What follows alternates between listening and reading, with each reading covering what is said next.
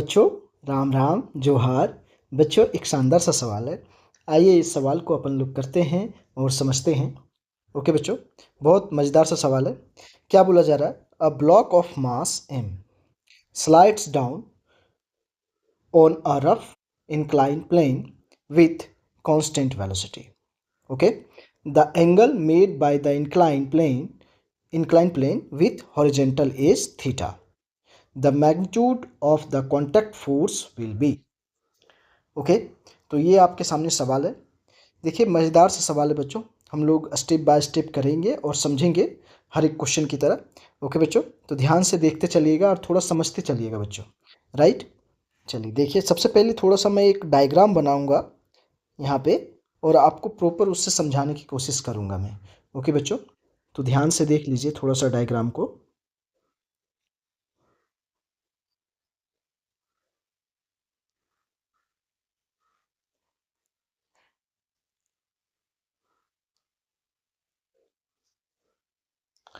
ये आपके सामने है, ठीक है ना। अब यहाँ पे थोड़ा सा देखिएगा बच्चों, ये जो एंगल है यहाँ पे, ये एंगल अपन का है थीटा। राइट बच्चों, और मान लीजिए यहाँ से कोई ऑब्जेक्ट है जो कि स्लाइड कर रहा है। राइट, थोड़ा सा मैं इसको बना लेता हूँ प्रॉपर डायग्राम।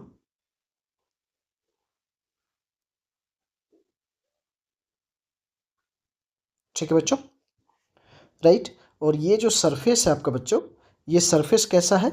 रफ सरफेस है ना, रफ सरफेस है। राइट बच्चों, ठीक है। और इसका जो मास है आप लोगों को दे रखा है यहाँ पे, है ना। तो थोड़ा सा देख लीजिए, इसका मास कितना है? कैपिटल M दे रखा है क्वेश्चन में। राइट, तो यहाँ पे थोड़ा सा अब अपना भी हम लोग दिमाग लगाएंगे यहाँ पे। क्या दिमाग लगाएंगे? थोड़ा सा देखिए बच्चों ध्यान से। यहाँ पे नीचे की तरफ लग जाएगा mg, ठीक है। और यदि यहाँ पे देखिए तो mg का एक कंपोनेंट अपन के पास आ जाएगा। देखिए ये अपन का हो जाएगा mg। राइट, अब इसका कंपोनेंट निकालते हैं अपन लोग थोड़ा सा। तो देखिए यहाँ पे ध्यान से देखिएगा बच्चों,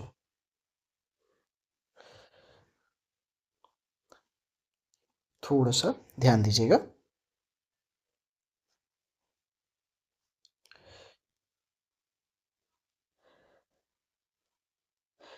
ये भी एंगल होगा यहाँ पे थीटा।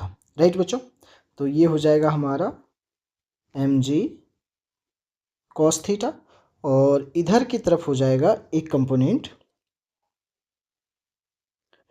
हो जाएगा अपन का mg sin थीटा। ओके बच्चों, और देखिए इधर की तरफ यदि आप देखें तो थोड़ी सी और बातें यहाँ पे आएंगी अपन के। इधर की तरफ क्या होगा? फ्रिक्शन फोर्स हो जाएगा, ये लगेगा। ठीक है, स्मॉल एफ से दिखा रहा हूँ मैं। ठीक है, और थोड़ी सी चीज़ें यहाँ पे देखें तो आपको थोड़ी सी और बातें यहाँ पे दिखेंगी बच्चों। ये अपन का हो जाएगा normal reaction force. Right, N से डिनोट कर रहा हूँ। राइट बच्चों, ठीक है।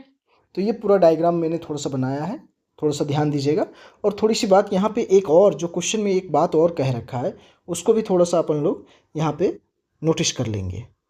ठीक है ना, जो ये ब्लॉक है ये नीचे की तरफ आएगा तो ये इसकी जो वेलोसिटी है वो क्या बोल रखा है क्वेश्चन में? कांस्टेंट है।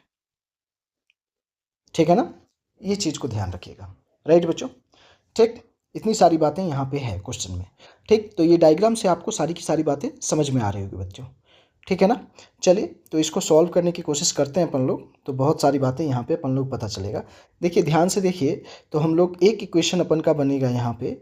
यदि देखा जाए तो नॉर्मल रिएक्शन फोर्स जो है वो क्या हो जाएगा? mg cos थीटा के बराबर। ठीक है ना, ओके। आप यहाँ पे समझ सकते हैं एक चीज़ को कि यदि हमारी वेलोसिटी कांस्टेंट है बच्चों, तो हमारा एफ नेट जो होगा, नेट फोर्स जो होगा वो क्या हो जाएगा? Is equal to 0। तो एफ इज इक्वल टू, यहाँ पे हम लोग बोल सकेंगे इस कारण से, देखिए यहाँ पे हम लोग बोल सकते हैं दूसरा इक्वेशन जो हमारा बनेगा, क्या बनेगा? F is equal to mg sine theta. ठीक है, ये हमारे पास है। ठीक, अब हमारे पास बात कर रखा है यहाँ क्वेश्चन में, क्या बात कर रखा है ये समझिए। बोला the magnitude of the contact force will be. ठीक है, ठीक है, ये लाइन को थोड़ा पकड़िएगा यहाँ पे। ठीक है ना, कॉन्टैक्ट फोर्स का मैग्नीट्यूड पूछ रखा है। तो कॉन्टैक्ट फोर्स का जो मैग्नीट्यूड होता है ना बच्चों, ये थोड़ा सा ध्यान से समझ लीजिए यहाँ पे चीज़ों को आप लोग। कॉन्टैक्ट फोर्स का मैग्नीट्यूड जो होगा वो फ्रिक्शन फोर्स और नॉर्मल रिएक्शन का रिजल्टेंट जो होता है उसी को हम लोग यहाँ पे कॉन्टैक्ट फोर्स बोलेंगे। ठीक है ना, तो यहाँ पे देख लीजिए ये ऐसा हो जाएगा कॉन्टैक्ट फोर्स। यहाँ पे देखिए,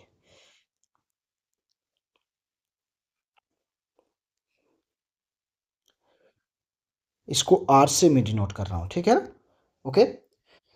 तो देखिए, अब यदि मैं ये रिजल्टेंट है इसका नॉर्मल रिएक्शन का और फ्रिक्शन फोर्स का, तो इसको यदि मैं निकालना चाहूँ तो दो वेक्टर हैं। मतलब यहाँ पे देखिए, तो थीटा यहाँ पे कितना हो जाएगा, यहाँ पे 90 डिग्री। मतलब समझने वाली बात है, जैसे हम लोग रिजल्टेंट का फॉर्मूला लिखते हैं ना बच्चों, ये पढ़ते हैं ना वेक्टर्स में, a square plus b square plus 2ab cos theta. तो यहाँ पे ये वाला थीटा को समझिएगा, ये इसकी बात कर रहा हूँ मैं। ठीक है ना, तो इसमें यदि आप देखेंगे तो क्या हो गया, a square plus b square plus 2ab cos theta. Theta की जगह पर यदि 90 डिग्री हो तो ये टर्म पूरा क्या हो जाएगा, जीरो। तो ये बचेगा केवल रूट अंडर। ठीक है ना, ये चीज़ आप समझते हैं, राइट क्या। तो देखिए यही कॉन्सेप्ट यहाँ पे लगाने वाला हूँ। तो आर इज इक्वल टू, यदि देखा जाए तो हमारे पास क्या होने वाला है बच्चों, ध्यान से देखिएगा, नॉर्मल रिएक्शन फोर्स का स्क्वायर प्लस फ्रिक्शन फोर्स का स्क्वायर, राइट। ठीक है, अब यहाँ पे वैल्यू पुट कर दीजिए, बात बन जाएगी अपन लोगों की। ठीक है ना, राइट। तो देखिए यहाँ पे ध्यान से समझिए बच्चों, आर इज इक्वल टू,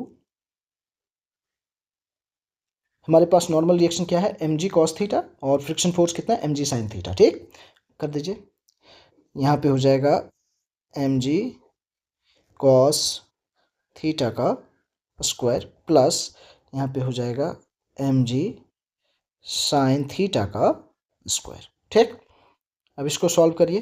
तो यहाँ पे आप इसको सॉल्व कर सकते हैं सीधा। कैसे सॉल्व कर सकते हैं बच्चों, यहाँ पे देखिए तो ये हो जाएगा m square g square cos square theta plus यहाँ पे हो जाएगा m square g square sine square theta, right. ऐसे लिख सकते हैं इसको। ठीक है ना, अब इसी चीज़ को सॉल्व करिए बच्चों। तो यहाँ पे क्या हो जाएगा देखिए, तो एम स्क्वायर जी स्क्वायर को कॉमन ले सकते हैं, तो यहाँ पे अंदर में क्या बच जाएगा, cos square theta plus sign square theta बचेगा, राइट। अब यदि एम स्क्वायर जी स्क्वायर को रूट से बाहर निकाल दें तो क्या हो जाएगा बच्चों, देखिए तो यहाँ पे ध्यान से, एम जी बाहर निकलेगा और रूट अंडर यहाँ पे बच जाएगा अपन के पास, यदि देखा जाए तो क्या बच जाएगा, cos square theta plus sign square theta. ठीक है, तो अब एक फॉर्मूला हम लोग ट्रिगोनोमेट्री में जानते हैं। हम लोग क्या जानते हैं ट्रिगोनोमेट्री में बच्चों, ध्यान से देखिए तो ट्रिगोनोमेट्री में हम लोग फॉर्मूला जानते हैं, sine square theta plus cos square theta is equal to क्या होता है, 1। तो देखिए यही फॉर्मूले को मैं यहाँ पे यूज कर लूँ, यहाँ पे देखिए तो, है ना, इसकी वैल्यू कितनी हो जाएगी, 1 हो जाएगी। तो यहाँ पे लिखिए अब क्या हो जाएगा बच्चों, देखिए R is equal to M G और यहाँ पे रूट अंडर क्या हो गया, 1। ठीक है, तो इसको सीधा हम लिख सकते हैं अब एम जी, और यही इस सवाल का आंसर हो गया बच्चों। ठीक है ना, क्लियर दैट। तो इसका सही ऑप्शन कौन सा हो गया बच्चों, ध्यान से देखिए तो ऑप्शन नंबर ए यहाँ पे इसका करेक्ट हो गया। ठीक है, तो जो भी यहाँ पे कॉन्सेप्ट लग रहा है मैं उसको आपको समझा रहा हूँ, यहाँ पे समझने की कोशिश करिएगा। ठीक है ना, तो देखिए एक लाइन यहाँ पे मैं आप लोगों के लिए लिख दे रहा हूँ जो कि आपको समझने में आगे चल के, जब भी ये सवाल को समझें तो ये कॉन्टैक्ट फोर्स वाला जो प्रॉब्लम है आपका, वो इस चीज़ को यहाँ पे मैं थोड़ा सा लैंग्वेज में लिख दे रहा हूँ ताकि कोई भी बच्चा यदि इसको पढ़े और समझने की कोशिश करें तो उनको समझ में प्रॉपर आए। ठीक है, तो ये चीज़ को थोड़ा सा ध्यान से देख लीजिएगा बच्चों। यहाँ पे मैं कर दे रहा हूँ, हाँ, एक पॉइंट बना के लिख दे रहा हूँ। ठीक है ना, ये जो टू वेक्टर्स हैं यहाँ पे ध्यान दीजिए, थोड़ा सा मैं समझा देता हूँ आपको। देखिए, ये है और ये है, दोनों ही तो फोर्स हैं, ये दोनों ही वेक्टर हैं, तो इसका रिजल्टेंट किधर है, ये आर है। यही हमारा क्या है यहाँ पे, कॉन्टैक्ट फोर्स है। ठीक है ना, तो यही चीज़ को यहाँ पे इसी के अकॉर्डिंग में, इसी क्वेश्चन के अकॉर्डिंग मैं यहाँ पे लिखता हूँ, where this two vectors, where these two vectors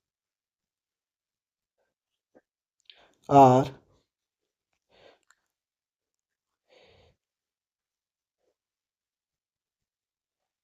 combined using the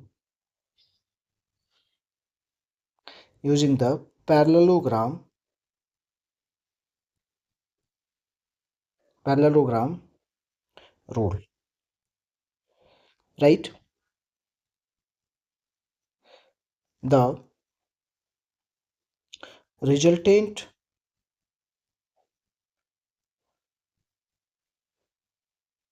vector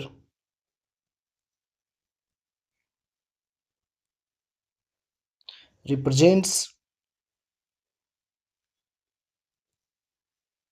the total contact force, जिसको मैंने किससे, आर से रिप्रेजेंट किया है। ठीक है, समझ में आ रही बात? तो यहाँ पे सीधा आप इसका मतलब आप समझ सकते हैं यहाँ पे। ठीक है, आर इज इक्वल टू क्या हो गया, एन स्क्वायर, और ये फ्रिक्शन फोर्स का स्क्वायर। ठीक है, तो ये चीज़ को ध्यान रखिएगा। ठीक है, कॉन्टैक्ट फोर्स का यदि दिमाग में ना आए बात, तो मैंने इसलिए यहाँ पे प्रॉपरली आपको लिख के दिखाया है कि where this two vectors are combined using the parallelogram rule, the resultant vector represents the total contact force. ठीक है बच्चों, तो ये मैंने इसलिए ऐड कर दिया ताकि आपको समझने में आसानी हो, चीज़ें कभी भी आपको दिक्कत ना लगे। पूरा जब ये क्वेश्चन आप देखेंगे तो आपको समझ में आ जाएगी सारी की सारी बातें। तो ये मैंने स्टेप बाय स्टेप पूरा ये सवाल आपको करके दिखाया है बच्चों। आप लोग जब देखेंगे तो आप लोगों को कंफर्म समझ में आ जाएगी, ये मेरे को पता है। ठीक है ना, तो ये आपका पूरा का पूरा सवाल था बच्चों, जो मैंने यहाँ पे आपको पहले समझाया, फिर मैंने यहाँ पे स्टेप बाय स्टेप पूरे सवाल को करा हूँ। तो थोड़ा सा ध्यान दे लीजिएगा चीज़ों को, सारी की सारी चीज़ों को समझिएगा, तो आपको क्लियर हो जाएंगी यहाँ पे। ठीक है, तो देख लीजिए मैं यहाँ पे स्टेप बाय स्टेप सारी चीज़ को कर दिया हूँ बच्चों। ये मैंने थोड़ा सा एक लाइन ऐड किया है कॉन्टैक्ट फोर्स को लेकर। ठीक है ना, तो ये आपको समझ में आनी चाहिए सारी की सारी बातें। ओके बच्चों, तो ठीक है बच्चों, आप लोगों को यदि वीडियो अच्छी लगे तो आप लोग ज़रूर सब्सक्राइब करिएगा और शेयर भी करिएगा अपने दोस्तों के साथ में, और मज़ा आए तो लाइक भी कर दीजिएगा। ओके बच्चों, थैंक यू बच्चों।